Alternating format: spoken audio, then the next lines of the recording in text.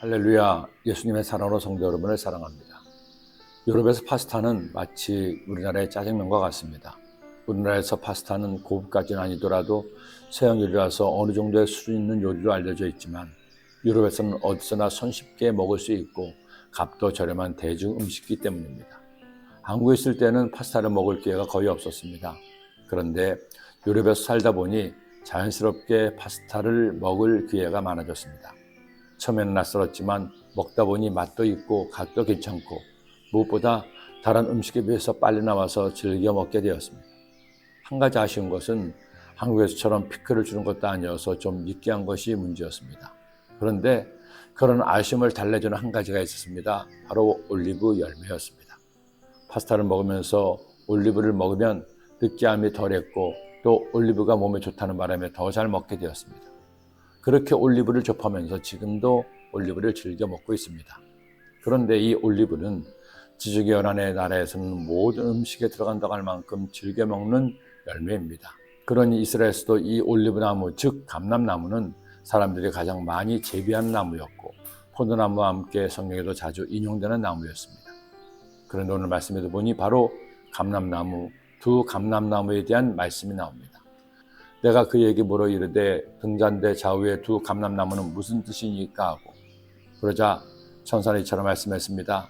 이르되 이는 기름 부음 받은 자 둘이니 온 세상의 주 앞에 서 있는 자니라 하더라. 아울러 두 감람나무는 요한계시록 11장 말씀에도 나옵니다. 내가 나의 두 증인에게 권세를 주리니 그들이 굵은 베옷을 입고 1260일을 예언하리라. 그들은 이 땅의 주 앞에 서 있는 두 감람나무와 두 촛대니 만일 누구든지 그들을 해하고자 하면 그들의 입에서 불이 나와서 그들의 원수를 삼켜버릴 것이요 누군지 그들을 해하려고자 하면 반드시 그와 같이 죽음을 당하리라. 원래는 하나님의 택하신 증인이요 하나님의 일꾼인 두 감람나무입니다. 그런데 이런 말씀을 아전인수격으로 해석해서 사람들을 미혹하는 이단들이 우후죽순으로 나왔습니다. 그 대표적인 인물이 천부교의 박태선이요 신천지의 이만희입니다.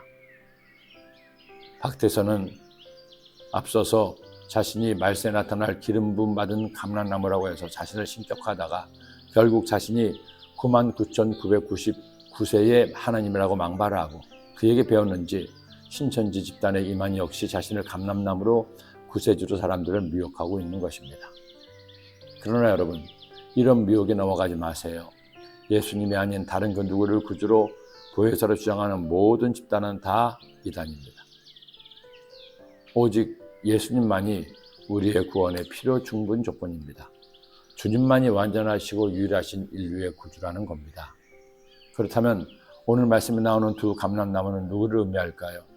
이 말씀이 예언될 당시 유다 백성을 이끄는 정적 리더 스룹바벨과 영적 리더 대제사장 여호수아를 의미한다는 것이 정통적인 견해입니다.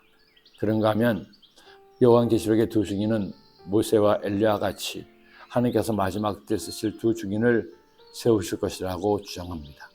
중요한 것은 그들이 어떤 사명을 감당한다고 하더라도 하나님이 쓰시는 일꾼에 불과하지 결코 그들이 구원자여 구주가 아니라는 겁니다. 예수님이 다시 오실 마지막 때가 언제인지 우리는 알 수 없습니다. 그러나 그 마지막 때가 반드시 오리라는 것은 분명합니다.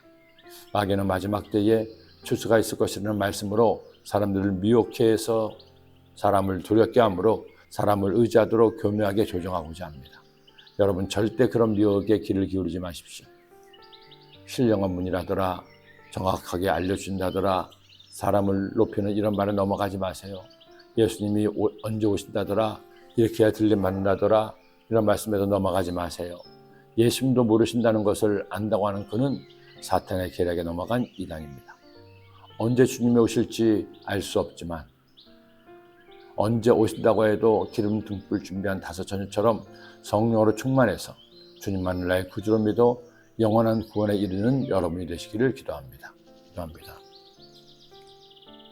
하나님 아버지, 오늘도 주의 말씀을 주시니 이 말씀 마음에 꼭 새겨서 저희들 오직 주님만을 믿고 의지하고 주님만을 섬기는 겸손한 주의 백성 되게 하여 주옵소서. 예수님의 이름으로 기도드립니다. 아멘.